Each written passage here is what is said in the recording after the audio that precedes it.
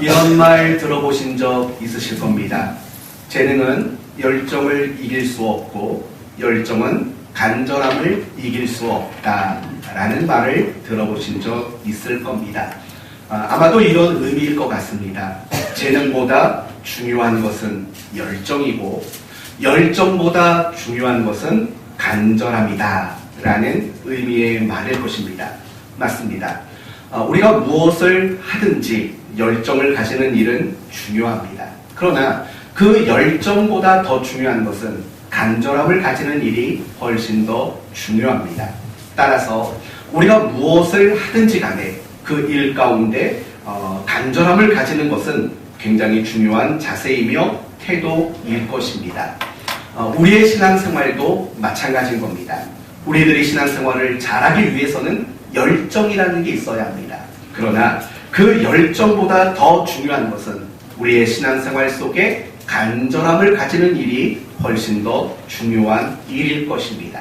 왜냐하면 간절함이야말로 우리를 열정적인 사람이 되도록 만들고 그리고 그 간절함이 우리를 성장하게 하고 우리를 부요하도록 만들기 때문인 겁니다.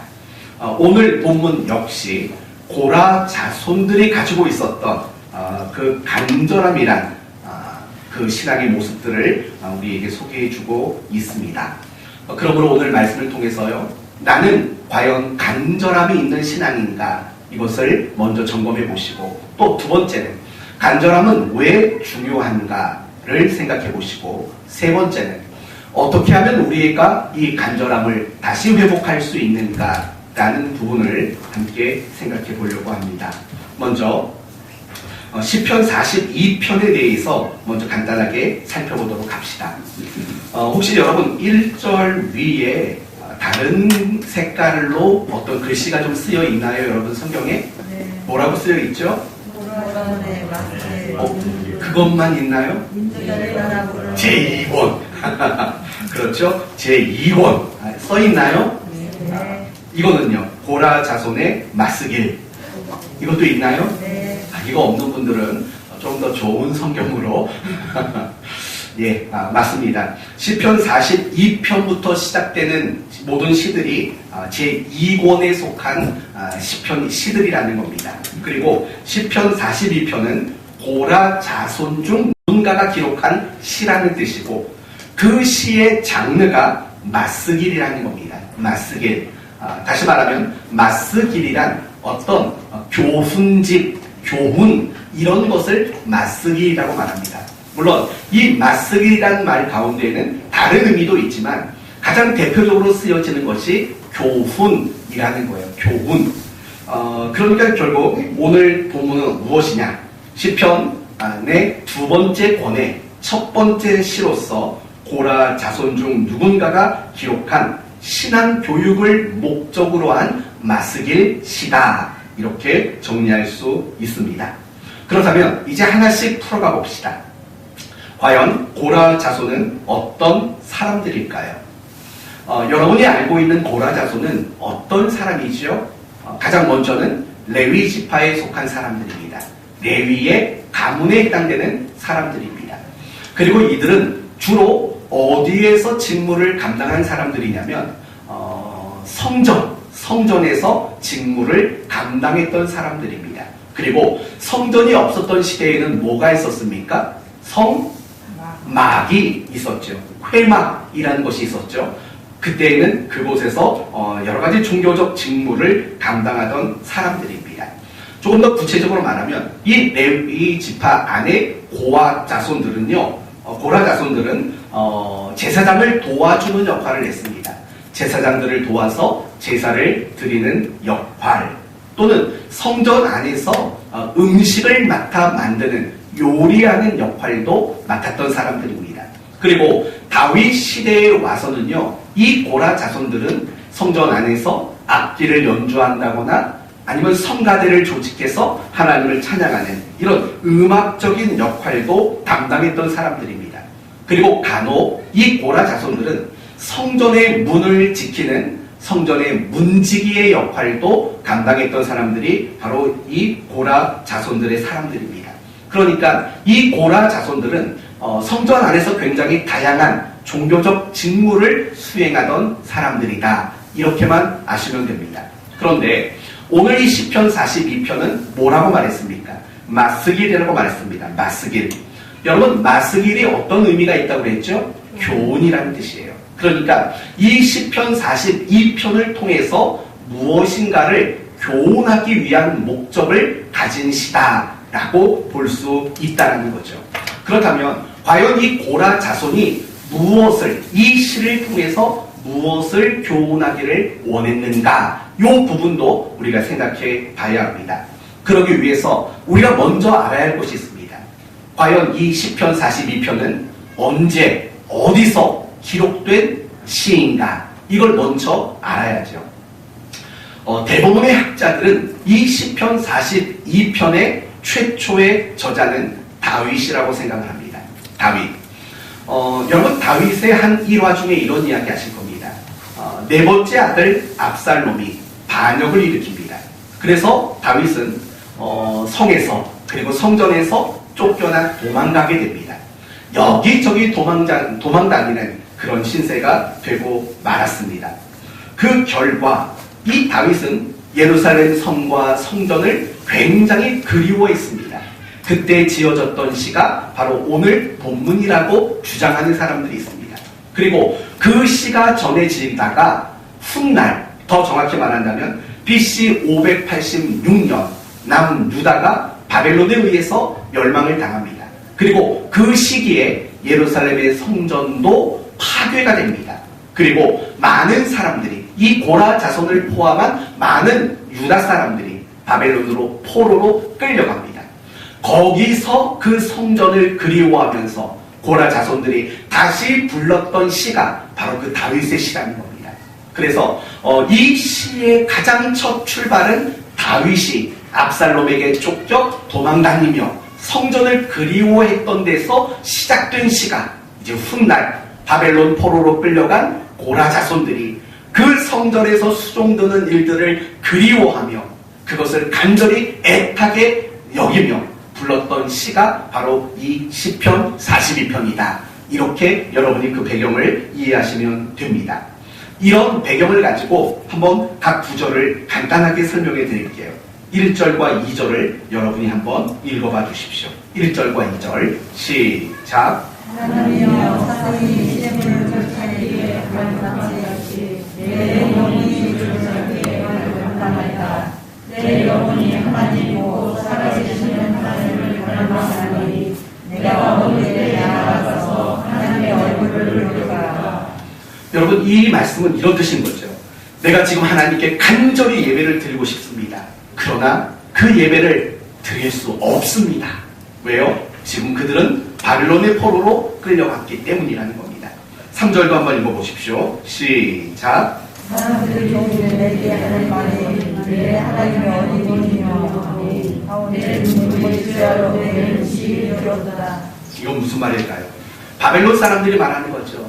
내 하나님이 어디 있냐? 네 하나님이 어디 있냐? 이런 조롱의 말을 듣게 되었다는 겁니다. 4절도 한번 읽어보십시오. 내가 전에 설계를 주님과 행하여 기쁨과 감사의 주를 내며 그들을 하나님의 집으로 인도하였더니 이제 이를 기억하고 내 마음이 상하였도다. 무슨 말일까요? 바벨론으로 끌려가서 내가 예전에 성전에서 수종 들었던 일들, 성전에서 하나님께 예배를 드렸던 일들, 그걸 회상했다는 겁니다. 그런데 그 예전에 수종 드리고 예배를 드렸던 그 일을 회상했는데 그 회상이 도리어 내 마음을 아프게 만들구나 라고 말하는 겁니다. 그 다음 보십시오. 5절 시작. 내 영혼아 내가 어찌하여 나만 어찌하여 내게 쏟아내야 하는가. 너는 하나님께서 하노라. 그가 나타나 오심으로 말미암아 내가 내 영혼이 선택하였다. 어떤 내용일까요? 이런 말이죠. 지금은 하나님께 예배할 수 없고 도리어 내 하나님이 어디 있냐라고 조롱을 받고 있는 순간이지만, 그래서 눈물을 삼켜야 하는 절망스럽고 낙심스러운 상황이지만, 하나님은 우리를 다시 되돌리셔서 다시 하나님 앞에 예배하게 하는 날을 분명히 오게 하실 것이다 라고 고백하는 게 바로 5절의 내용이라는 겁니다. 그렇다면 여러분, 이 내용을 가지고 고라 자손들은 과연 어떤 것을 교훈하려고 했을까요? 첫 번째는 이런 겁니다. 위로와 격려라는 교훈을 하고자 했다라는 겁니다. 지금 바벨론 포로로 끌려갔습니다. 그리고 낙심하고 있습니다. 그들에게 이렇게 말을 하는 거죠. 지금은 우리가 이런 형편이지만 하나님은 우리를 버리지 않으셨고 우리를 떠나지 않으셨다. 하나님은 우리를 다시 돌아가게 하실 것이고 그 성전에서 다시 하나님께 예배하는 날을 오게 하실 것이다. 그러니 힘내라. 바로 이것이 첫 번째 주고자 하는 교훈의 내용이었다는 겁니다. 사실 우리도 마찬가지입니다. 지금 여러분 가운데 힘들고 지치고 낙심하고 계신 분이 계십니까? 오늘 이 시를 기록한 그 누군가처럼 눈물을 음식 삼으신 분이 혹시 계십니까? 그렇다면 기억하십시오. 하나님은 여러분을 내버려 두지 않습니다. 하나님은 여러분을 도우실 것입니다. 지금은 낙심과 슬픔이지만 기쁨과 감사의 날로 바꾸어 주시는 그 날이 올 것입니다. 하나님은 반드시 그렇게 일하실 것입니다. 믿는 여러분 되시기를 바랍니다. 이게 첫 번째 교훈이라는 겁니다. 힘내라. 하나님이 다시 회복하셔서 성전에서 예배하도록 만들어 주실 것이다 라는 교훈이죠. 그러나 이것보다 더 중요한 교훈이 있습니다. 그것은 하나님께 대한 갈급함, 갈망하는 마음, 간절한 마음, 그 마음을 우리는 다시 되찾아야 한다라고 가르치고 있다라는 것입니다. 그 이유는 무엇입니까? 지금 이 하나님의 백성들이 성전을 잃어버리고 바벨론의 포로로 끌려가게 되었습니다. 그 이유가 무엇이냐? 하나님께 대한 갈급함, 하나님께 대한 갈망함, 그리고 그들이 성전에서 수종드는 예배드리며 수종드는 그 모든 일들에 대한 간절함을 잃었기 때문에 일어난 일이다. 바로 이걸 가르쳐주기 위함이라는 거죠. 맞습니다. 여러분, 이스라엘이 왜 멸망을 당했습니까? 그것은 결국 하나님께 대한 갈급함과 갈망함을 잃었기 때문입니다. 또한 더 나아가서 그들이 하나님을 섬기는 일, 그들이 신앙을 가지고 있는 그 모든 일들의 간절함을 잃었기 때문에 그들은 바벨론의 포로로 끌려가고 그 성전은 그들에 의해서 파괴되어질 수밖에 없었다라는 것입니다. 지금 이 고라 자손들은 그 사실을 가장 분명하게 깨달았다라는 겁니다. 우리가 왜 이렇게 됐을까? 우리는 이 바벨론 땅에 있어야 할 자들이 아니라 성전에 있어야 할 자들이고 그 성전에서 하나님을 위해서 수종드는 일을 해야 되는 사람들인데 우리는 왜 여기 와 있을까? 하고 돌아보는 거죠. 그랬더니 그들이 찾아낸 답이 무엇이냐면 우리가 하나님께 수종드는 자들이었음에도 불구하고 하나님을 갈급해하지 않고 하나님을 갈망하지 않고 우리가 수종드는 그 모든 일들에 대해서 갈급함을 잃어버렸기 때문이구나. 바로 이 사실을 그들이 깨달았다라는 겁니다. 사랑하는 성도 여러분, 성경에 이런 말이 있는 거 아시죠? 있는 자는 받아서 넉넉하게 되고 없는 자는 그 있는 것마저 어떻게 된답니까? 빼앗기게 된다는 겁니다. 저는 이 간절함이 바로 그런 일이라고 생각합니다. 간절함이 있는 사람은요, 더 하나님이 그 일의 풍성히 감당할 수 있는 은혜를 줘요. 그러나 그 간절함이 없는 사람은 그 있는 것마저도 빼앗기게 되는 일들이 일어난다는 사실을 잊지 말아야 하는 거예요. 결국에는 이 이스라엘이 이와 같이 비참한 현실을 맞이했던 이유는 다른 어떤 것들이 아닌 거예요. 그들이 어떤 열심이 없었고 그들이 어떤 열정이 없었기 때문에 이런 비참한 현실을 맞이한 게 아닌 거예요. 그들은 열심히 있었어요. 그러나 하나님을 갈망하지 않고 갈급해하지 않고 그들의 종교적인 모든 모습 속에 간절함을 놓쳐버린 거죠. 이것은 구약에 나오는 선지자들이 한결같이 외쳤던 내용들이라는 거예요. 예를 들면 이사야서 1장에 이런 말이 나옵니다. 여호와께서 말씀하시되 너희의 무수한 재물이 내게 무엇이 유익하뇨? 나는 수량의 번제와 살찐 짐승의 기름에 배불렀고 나는 수송아지나 어린 양이나 수령소의 피를 기뻐하지 아니하노라. 너희가 내 앞에 보이려 오는 이것을 누가 너희에게 요구하였느냐? 내 마당만 밟을 뿐이라. 여러분, 이건 굉장히 충격적인 얘기인 겁니다. 여러분, 하나님의 백성이었던 이스라엘, 그들은 하나님 앞에 무수한 재물을 열심히 가져다 바쳤다는 겁니다. 그런데 하나님이 보시기에는 그걸 어떻게 평가를 하냐면 너희는 고작 내 마당만 밟고 가는 것이다 라고 표현하고 있다는 거예요. 하나님은 마음을 보시잖아요. 하나님은 우리의 중심을 보시잖아요. 그 하나님이 이스라엘 백성들을 보셨을 때 그것은 고작 성전의 마당만 밟고 가는 모습에 불과했다는 거죠. 왜 그런 말이 나왔을까요? 이유는 간단합니다. 그들이 무수한 재물을 가지고 나오기는 하지만 하나님을 향해서 갈급함이나 하나님을 갈망하는 마음이 없는 거죠. 그런 마음 없이 남은 거죠. 의무로, 당연히 해야 되는 어떤 책임으로, 규율로 그런 일을 한 거죠. 간절한 마음이라고는 눈꼽만큼도 찾아볼 수 없는 바로 그 모습이라는 거예요. 여러분, 지금 이사야 선지자는 남유다의 멸망을 예언하기 위해 하나님께 쓰임받는 일꾼입니다. 그런데 그 이사야 선지자가 했던 첫 번째 발언이 바로 그겁니다. 너희는 무수한 재물만 가지고 나온다. 그러나 그것은 결국 내 마당만 밟을 뿐이다 라고 말을 하고 있다고요.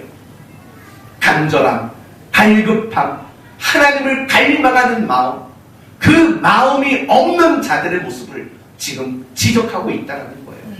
미가서 6장에도 여러분이 잘 아시는 동일한 이야기가 나와요.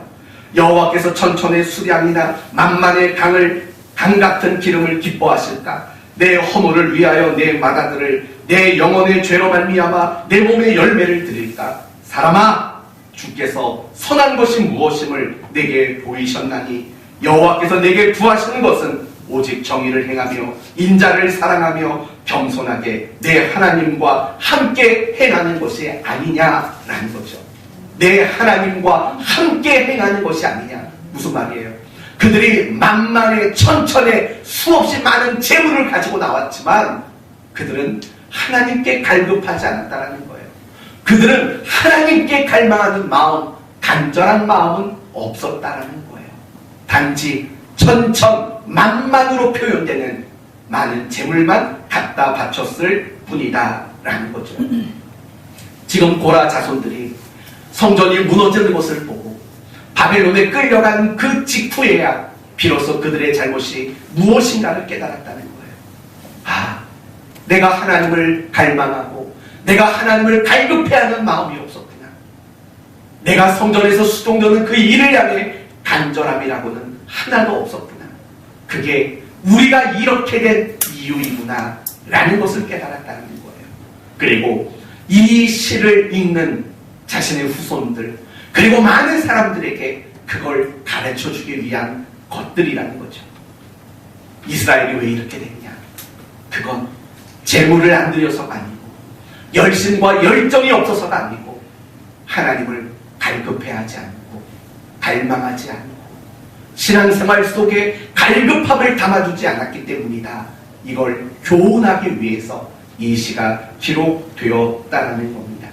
사랑하는 성도 여러분, 세월이 참 빠르죠. 벌써 2022년도에 두 번째 주일이 되었습니다.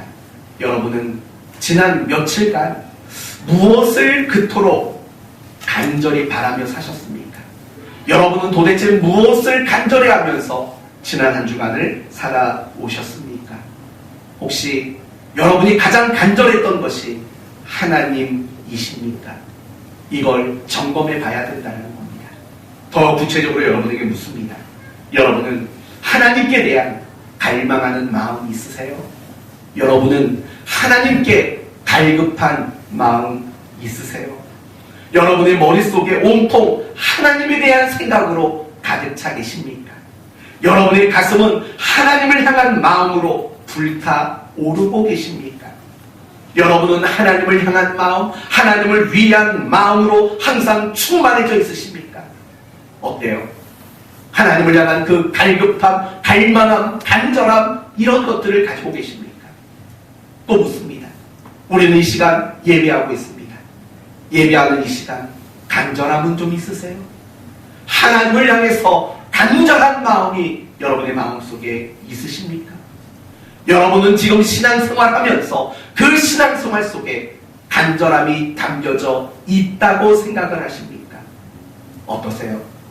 혹시 멸망당한 이스라엘 백성들의 모습은 아닙니까? 뭔가 교회에서도 자주 보이고 뭔가 하는 건 많은데 그 속에 정작 하나님께 대한 갈급함과 갈망함은 없고 신앙생활은 빈번히 하는 것 같은데 신앙 안에 사는 것 같은데 간절함이라고는 도무지 찾아볼 수 없는 그런 모습은 혹시 아니십니까? 사랑하는 성도 여러분, 이건 가볍게 넘어갈 문제가 아니에요. 여러분이요, 지금 이 순간 반드시 점검하셔야 돼요. 나는 하나님을 갈망하는가? 나는 하나님을 향해 갈급한가? 내 마음속에는 정말 간절함이 늘 담겨져 있는가? 이걸 우리는 반드시 점검해야만 합니다.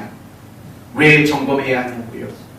신앙생활 속에서 간절함을 가지는 일들은 너무나도 중요한 일이기 때문에 그렇습니다.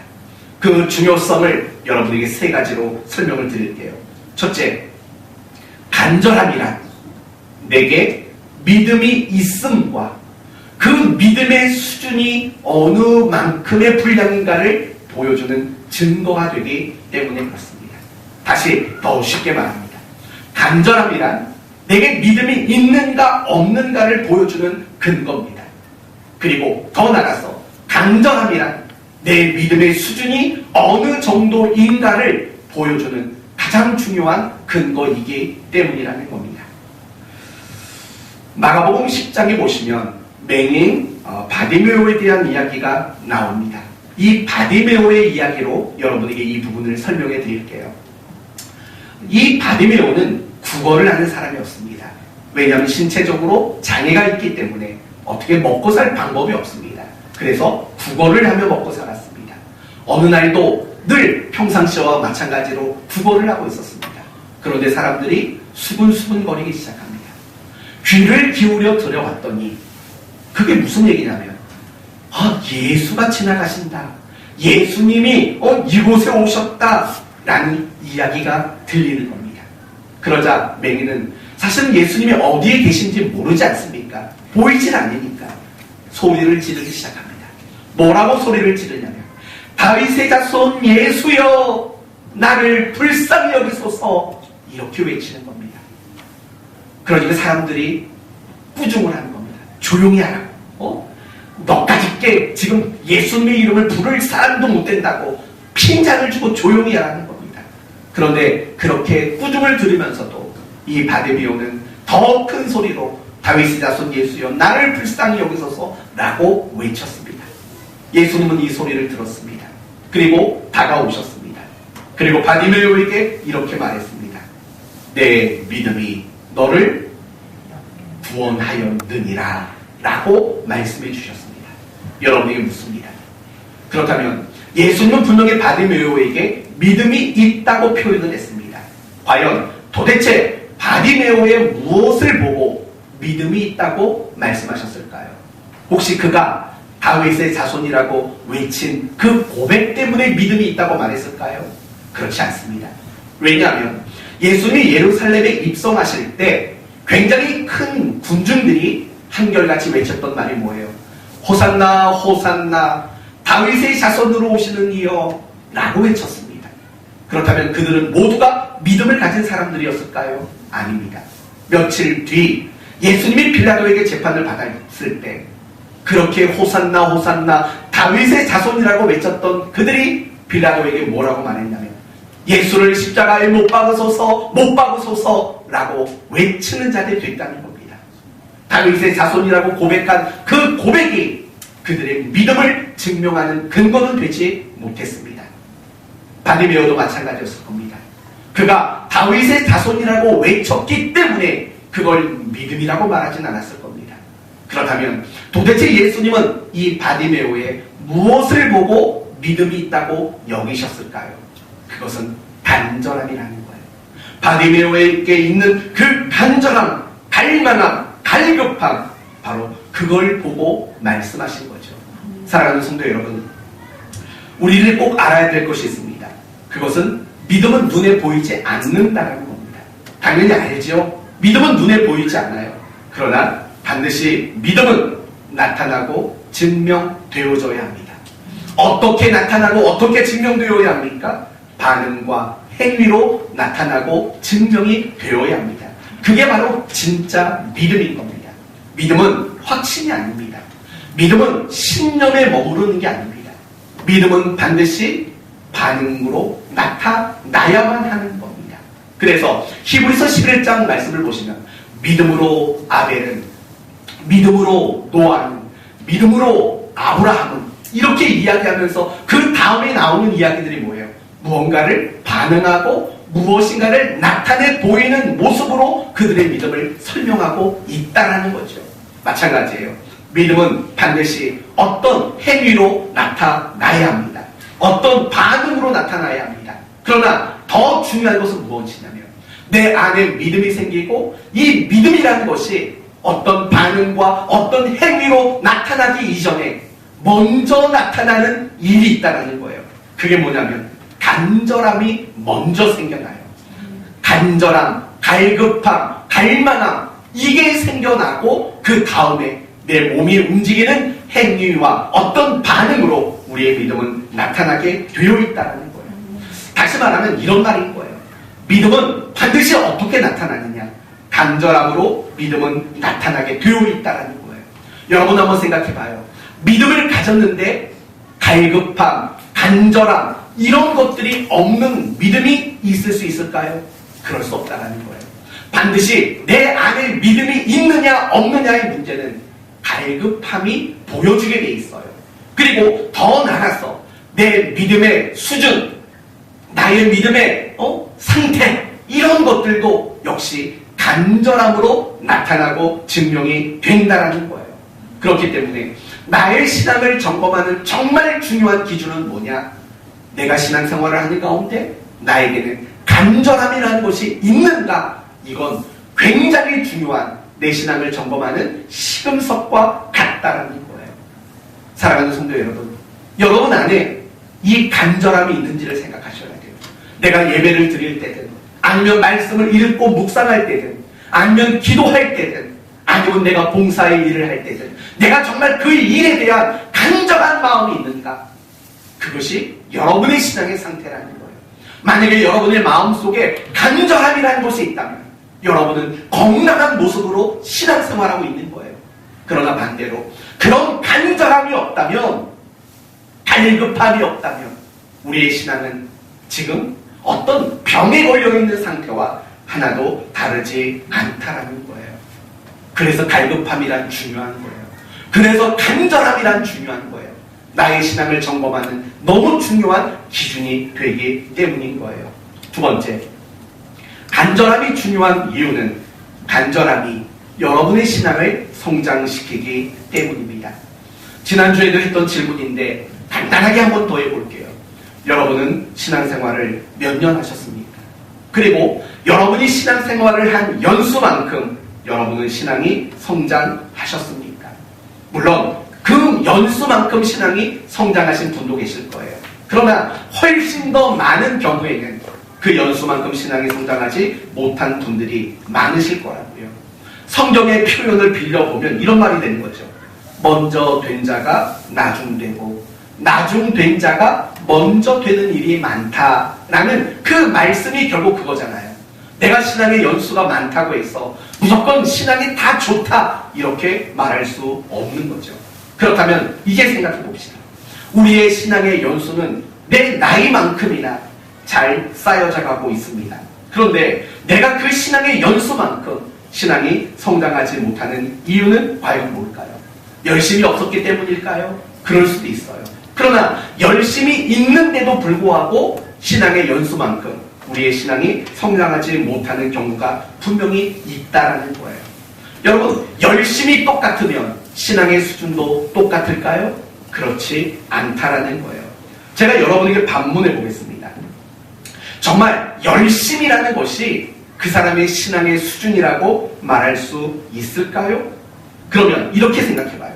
예배에 참석하는 횟수가 똑같고 성경을 읽은 장수가 똑같고 기도한 시간이 똑같다고 생각해봐요. 그러면 모든 내용이 똑같다면 신앙의 수준도 똑같을까요?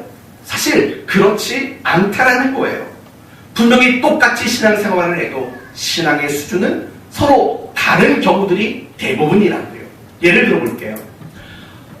이스라엘 백성들은 가나안 땅을 12명을 보내서 정탐을 하게 했다고요. 12명은 모두가 똑같은 땅을 봤어요.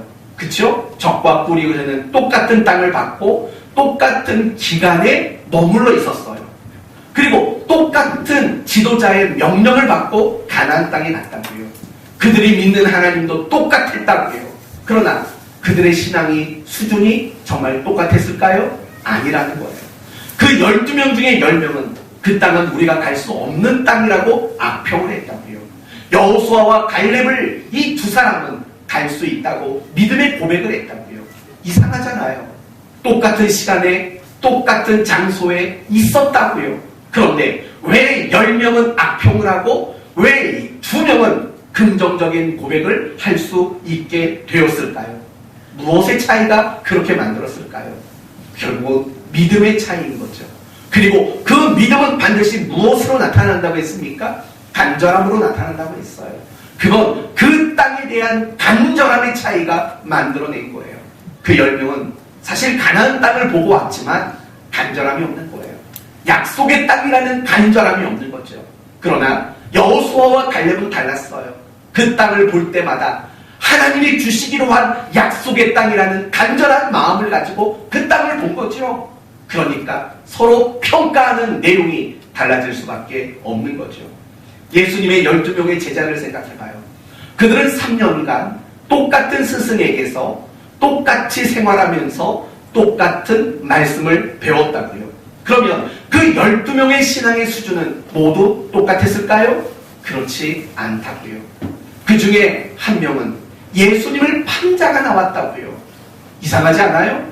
똑같은 연수에 똑같은 걸 배웠고 똑같은 자리에 있는데도 불구하고 신앙의 수준이 그렇게 차이가 난다고요. 이 모든 것들의 차이를 만드는 원인이 결국은 무엇일 것 같아요? 바로 간절함의 차이라는 거예요. 오늘 우리도 마찬가지인 거예요. 오늘 우리도 사랑하는 교회 예배당이라는 같은 장소에 있어요.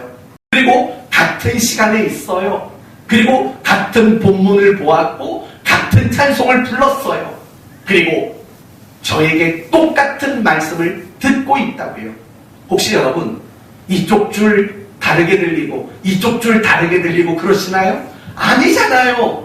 똑같은 목사에게 똑같은 내용의 설교를 다 듣고 있다고요. 그러면 이렇게 생각해봐요. 그러면 여기서 모든 게 다 똑같으니까 여러분이 이 시간 똑같은 은혜를 받고 있을까요? 똑같은 신앙의 유익을 얻고 있을까요? 아니라는 거예요. 이상하잖아요. 아니 왜 똑같은데 왜 신앙의 유익이 다르고 은혜 받는 것이 다를까요? 무엇이 그걸 차이나게 만들까요?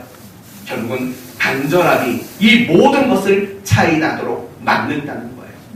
신앙의 연수, 저는 그걸 무시하지 않아요.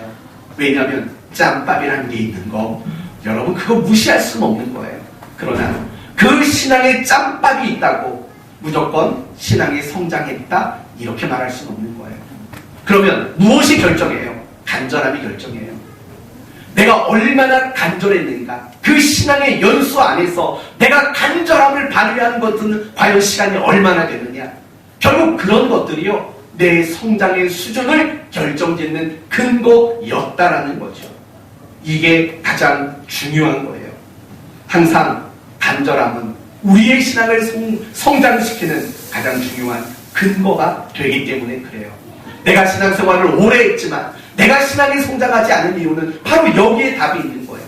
나는 간절함으로 임하지 않았어요.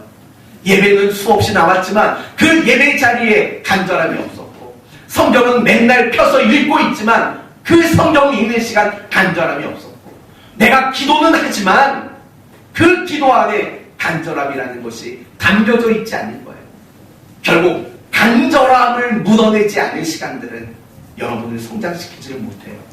간절함을 담아두지 않는 그 행위는 여러분의 신앙을 성장시키는데 큰 도움을 주지를 못한다는 거예요.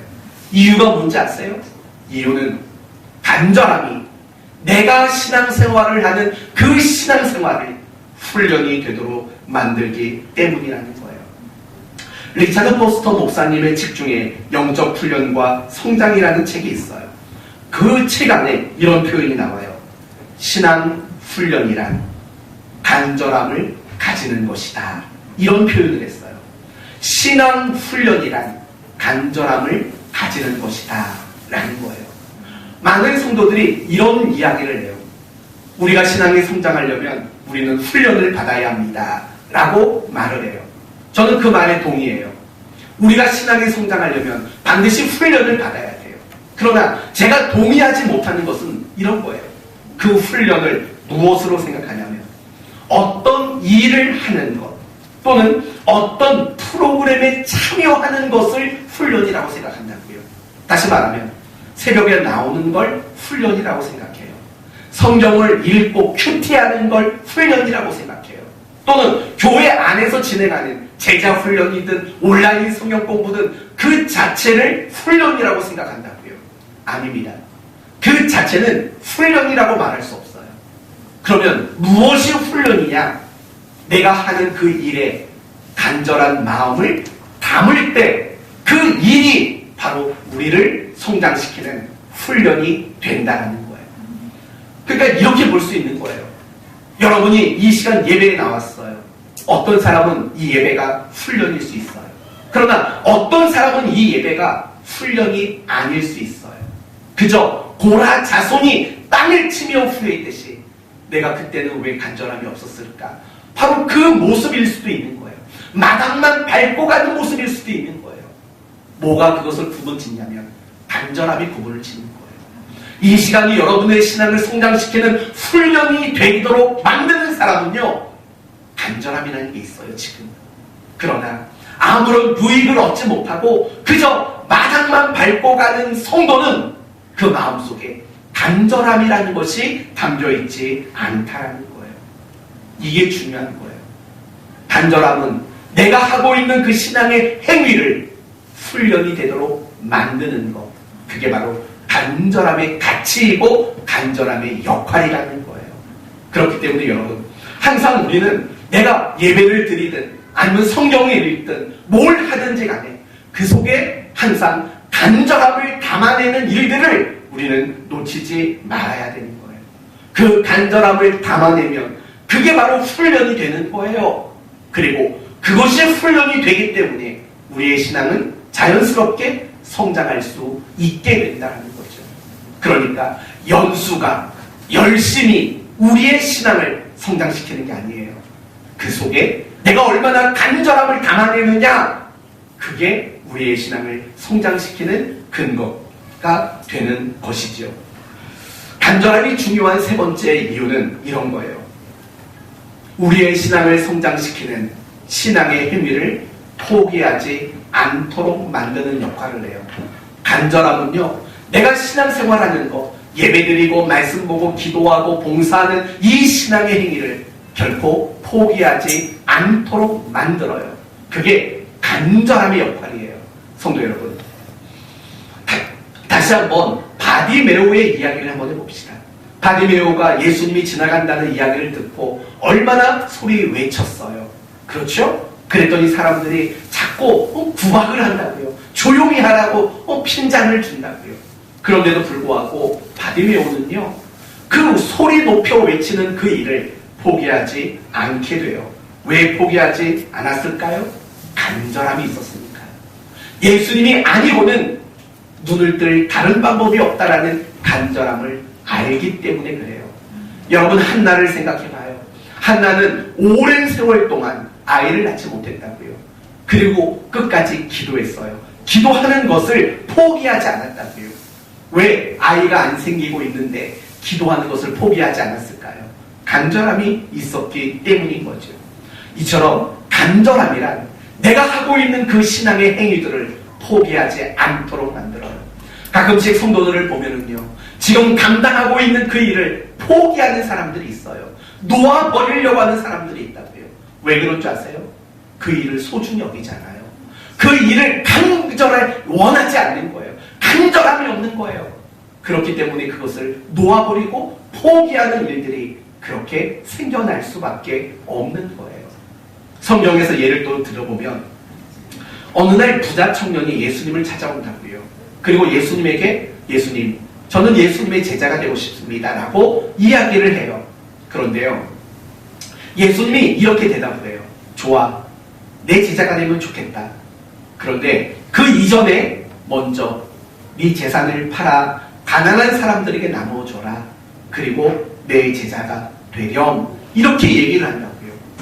이 부자는요, 고민도 하지 않고 뒤돌아서 가버려요. 왠 줄 아세요?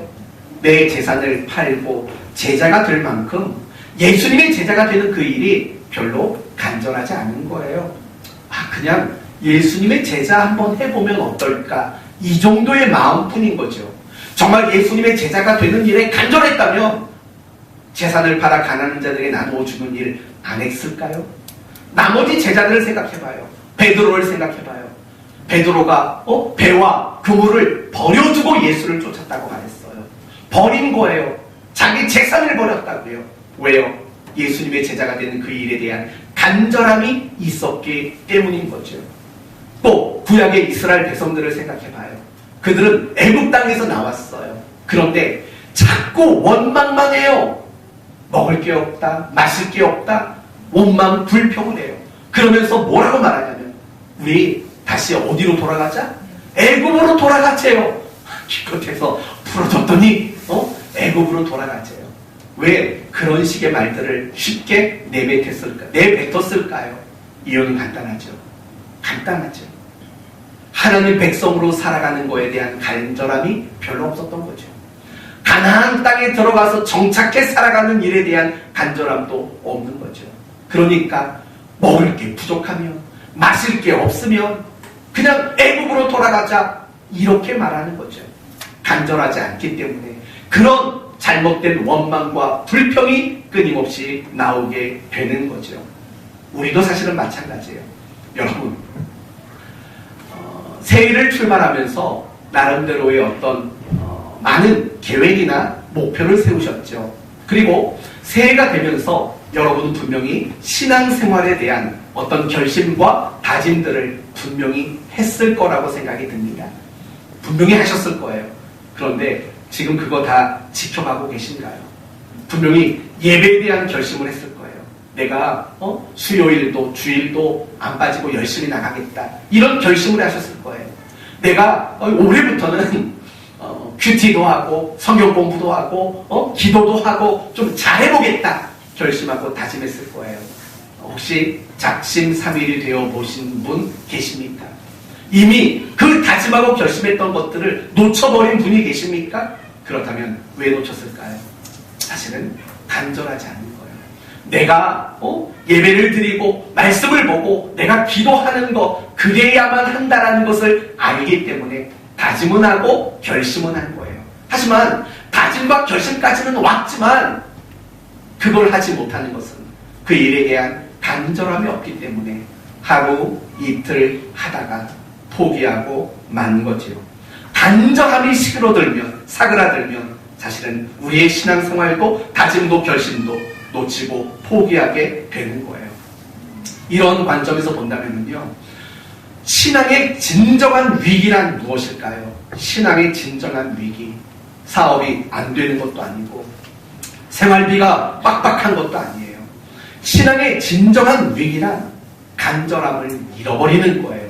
그게 신앙의 가장 심각한 위기 상황이라는 거예요. 사랑하는 성도 여러분, 다시 한번 여러분은 생각하셔야 돼요. 나는 간절한 마음이 있는가? 나는 간절한 마음으로 예배하고 간절한 마음으로 성경 보고 기도하는가? 나는 간절한 마음으로 내게 맡겨진 그 사명들을 감당하고 있는가? 그 안에 정말 간절함이라는 게 있는가? 한번 생각해 보셔야 돼요. 만약에 간절함이 있다면 미안한 얘기지만 지금 그런 모습은 아닐걸요. 정말 간절함이 있다면 지금 그 정도의 열정이 아닐걸요. 정말 간절함이 있다면 지금 그런 표정은 아닐 겁니다. 사랑하는 성도 여러분, 간절함이 없으면 신앙이 성장하지 못해요. 간절함이 없으면 내가 신앙생활하고 있는 그 모든 일들을 놓치는 게 많아지고 중단하는 게 많아지고 포기하는 게 갈수록 많아질 수밖에 없는 거예요. 결국 신앙의 싸움이 뭘까요? 하나님을 향한 갈급함, 갈망함, 놓치지 않는 싸움인 거죠. 신앙의 간절함을 놓치지 않는 싸움이 바로 진짜 영적 전쟁 아닐까요? 사탄은 끊임없이 우리를 갈망하지 않게 만들고 갈급해하지 않게 만들고 끊임없이 우리를 간절함을 잃어버리는 자로 우리를 미혹하고 흔들어 놓고 있는 거예요. 이제 여러분은 아실 거예요. 내 신앙이 왜 성장하지 않는지, 그리고 나의 신앙의 모습이 왜 이러한지 답을 아실 거예요. 그 모든 답은 간절함이 없기 때문이에요. 하나님께 대한 갈급함과 갈망하는 마음 없기 때문이에요. 회복하셔야 돼요. 이 간절함을 회복해야지만 참 그리스도인답게 살 수 있어요. 이 간절함을 회복해야지만 여러분의 신앙이 날마다 성장해 가는 것들을 보게 될 거예요. 그러면 어떻게 해야 우리의 간절함을 회복할 수 있을까요? 간단하게 세 가지만 말씀을 드리고 마치겠습니다. 첫째는 기도하랍니다. 기도하랍니다고 남의 얘기하듯이 하죠. 남이 한 얘기를 여러분에게 인용하는 거예요. 아까 말했던 리차드 포스터 목사님 그랬어요. 간절함을 회복하기 위한 첫 번째 방법은 기도하는 거예요. 하나님, 간절한 마음을 주십시오. 하나님, 간절하게 하십시오. 라고 기도하는 것이라고 이야기를 합니다. 그리고 오늘 본문을 보면은 두 번째가 참 중요한 방법이 있어요. 간절함을 회복하는 두 번째 방법, 하나님께 대한 기대하는 마음을 갖는 거예요. 다르게 말하면 우리가 가진 신앙에 대한 어떤 기대하는 마음을 가져야 한다라는 거예요. 여러분, 오늘 본문의 고라 자손들을 보세요. 그들은 굉장히 간절해요. 어떻게 간절했어요? 사슴이 신의 물을 찾기에 갈급함 같이 내 영혼이 주를 찾기에 갈급하나이다. 내 영혼이 하나님 곧 살아계시는 하나님을 갈망한다. 이렇게 말을 한다고요. 그러니까 지금 이 고라 자손은 굉장한 간절함이 있는 거예요. 그러면 이 고라 자손들이 이렇게 간절한 마음을 가지고 있을 수 있었던 이유는 과연 뭘까요? 그건 하나님께 대한 기대하는 마음이 있었던 거예요. 5절을 보세요. 내 영혼아, 내가 어찌하여 낙심하며 어찌하여 내 속에 불안해하는가? 너는 하나님께 소망을 두라. 그가 나타나 도우심으로 말미암아 내가 여전히 찬송하리로다. 내가 다시 하나님을 찬송하게 될 날이 올 것이다 라고 말해요. 하나님께 대한 기대감, 다시 성전으로 돌아가 그 성전에서 수종들 거에 대한 기대감이 있는 거예요. 그 기대감이 결국은 우리를 간절하게 만드는 거예요. 우리가 신앙생활을 할 때 여러분 간절한 마음이 안 들 때가 있어요. 예를 들면 예배에 대한 간절함이 안 들어요. 맨날 예배 시간을 앞두면 갈등만 돼요. 오늘은 가야 될까 말아야 될까. 갈등이 든다고요. 왜 그런 갈등이 들까요? 예배에 대한 기대하는 마음이 없는 거예요. 만약에 여러분 예배에 대한 어떤 기대하는 마음이 있다면, 예를 들면 이런 거죠. 야, 오늘 예배를 드리면 하나님이 내 마음을 어떻게 만져주실까? 나의 상한 마음을 어떻게 만져주시고 나의 낙심한 마음을 어떻게 치료해 주실까? 하나님이 예배를 통해서 나를 어떻게 만나주실까? 여러분, 이 기대하는 마음이 있다면 사실은 예배 시간에 대한 그 간절한 마음이 회복될 수밖에 없는 거예요. 말씀과 기도 생활도 마찬가지예요. 왜 말씀과 기도 생활이 안 될까요? 기대가 없어요. 내가 성경을 읽으면 눈이나 아프고 잠이 나오지, 내가 기도하면 뭐 달라질 게 뭐가 있어. 여러분, 이런 식으로 기대하는 마음이 없는데 어떻게 말씀과 기도의 삶을 살아갈 수 있겠어요? 허나 반대로 생각해봐요. 내가 말씀을 볼 때마다 내 마음을 뜨겁게 하시는 거에 대한 기대, 내가 하나님의 뜻을 그토록 알고 싶었는데 말씀을 통해서 하나님의 뜻을 알려주실 것이라는 기대. 기도하면 하나님이 내 삶에 개입하셔서 내 삶을 펼쳐가 주실 것에 대한 어떤 기대하는 마음, 그 마음이 있다면 말씀과 기도에 대해서 우리는 간절한 마음을 가질 수밖에 없다라는 거예요. 우리가 신앙생활하는 가운데 열심히 안 생기고 간절함, 갈급함이 없는 이유는 간단해요. 기대가 없어요. 기대가. 신앙생활은 하는데 하나님으로 인한 기대가 없고 신앙의 행위로 인한 기대감이 없다고요. 그런 기대하는 마음이 없으니 우리 마음은 갈수록 간절함을 잃어버리는 그런 신앙의 모습으로 추락할 수밖에 없는 거예요. 사랑하는 성도 여러분, 간절함을 찾기 위해서 기도하세요. 간절함을 회복하기 위해서 여러분은 기대하는 마음을 가지셔야 돼요. 기대하셔야 돼요. 그 기대하는 마음이 우리를 간절한 성도가 되도록, 간절하게 신앙생활하도록 만드는 원천이 될 거라는 거예요. 그리고 우리 모두는 간절할 수밖에 없는 사람이라는 사실을 잊지 말아야 돼요. 소경 바디메오, 맹인 바디메오, 그가 왜 그렇게 목 놓아 외쳤나요? 주님 아니고는 눈을 뜰 방법이 없는 거죠. 자기가 그런 존재라는 것을 알았기에 간절한 거죠. 우리도 마찬가지예요. 정말 하나님 앞에 신앙생활 가운데 간절하기를 바란다면 내가 얼마나 소망이 없는 존재고, 내가 얼마나 무능하고, 내가 얼마나 연약하고, 내가 얼마나 하나님 없이는 살 수 없는 존재인가를 바르게 인식하는 데서부터 간절함은 회복될 수 있는 거예요. 착각하면 안 돼요. 여러분의 지혜로, 여러분의 가진 것으로, 여러분의 힘으로 살아낼 수 있다고 착각하지 마세요. 한순간에 모든 것이 사라질 수 있어요. 욥을 보세요. 그렇게 부자였고 많은 걸 가진 사람이었지만 하루아침에 모든 걸 잃었다고요. 여러분의 통장에 한 몇백만 원 있는 거 가지고 너무 뿌듯해하지 마세요. 여러분이 든든한 직장을 가지고 있다고, 여러분이 튼튼한 몸을 가지고 있다고 너무 자신감 갖지 마세요. 한순간에 빼앗길 수 있어요. 한순간에 무너질 수 있다는 거 잊지 마세요. 그때 가서 고라 자손들처럼 땅을 치며 후회하지 마세요. 나는 의지할 존재가 아니에요. 내가 가지고 있는 그 어떤 것도 나에게 진정한 힘이 될 것은 없어요. 우리는 주 없이 살 수 없네, 이 고백을 하며 그렇게 살 수밖에 없는 연약한 존재라고요. 그 사실을 잊지 마요. 내 존재를 바르게 인식하세요. 그래야 비로소 하나님을 향해 간절한 마음을 가지게 되는 겁니다. 이제 말씀을 마치겠습니다. 참다운 신앙생활은 하나님께 갈망하는 마음, 갈급해하는 마음, 그리고 신앙생활 속에 간절함을 가지는 것, 그게 바로 참다운 신앙생활입니다. 간절함은 내 믿음을 증명해요. 내 수준과 나의 상태를 보여주는 근거가 돼요.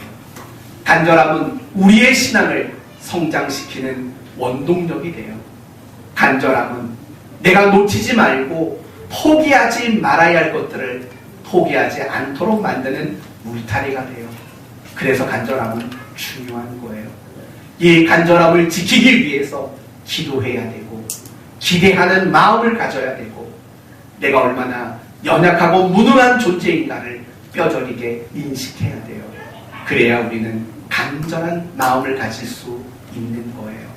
사랑하는 성도 여러분, 저는 여러분 모두가 간절함을 가지게 되기를 바라요. 그리고 간절한 자들만 맛볼 수 있는 은혜의 샘에서 은혜의 물을 마시게 되는 여러분 모두가 되시길 바라요.